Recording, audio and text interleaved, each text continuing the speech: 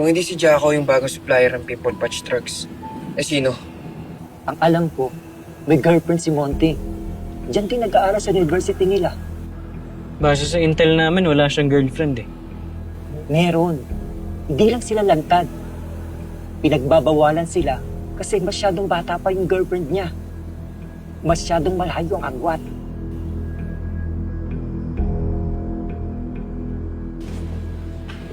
Linisin mo yan. Tanggalin mo lahat ng kalat sa kwartong to. Sir, di ko kaya mag-isa to, sir. Kaya mo yan.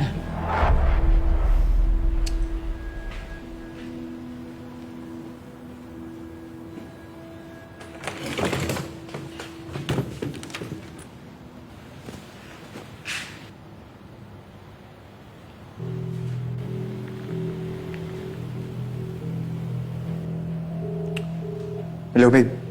Kumusta ka na? Namimiss na kita. Namimiss na rin kita. Eh babe, di ba talaga ako pwedeng dumalaw dyan sa'yo?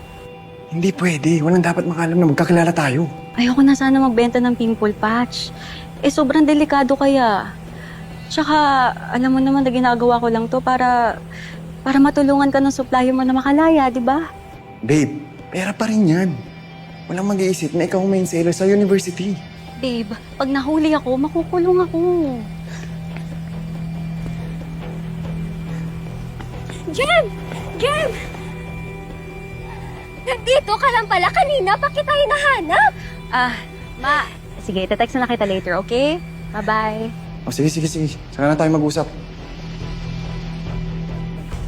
Bakit? May nangyari kay Faye! Ha? Anong nangyari? Hi guys! Surprise! Alam niyo ba, ngayon talaga, may mga inmates na nakawala at tumatakbo dito sa Kalabay! Yan saya! Welcome to the free world, mga inmates! Hayaan na natin sila. Kung saan sila masaya, edi ko, di ba? Tumatakbo nga sila eh. Nandyan o, hello! Bye-bye!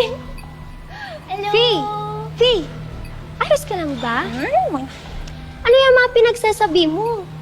Wala yan sa script natin eh. Alam ko na yan. Improvise na nga tayo kasi paghanti na nga sila eh. Saka, sorry talaga. Kasi kasalanan naman nila lahat ng to at kung mamatay man sila dahil nahabol sila ng mga pulis kasi di ba bang sila doon. Ulit sila bang, tapos tago ulit sila. Tapos bang, tapos iikot sila dito. Tapos, tapos natago ulit sila. Tapos ganito, ganyan. Tapos,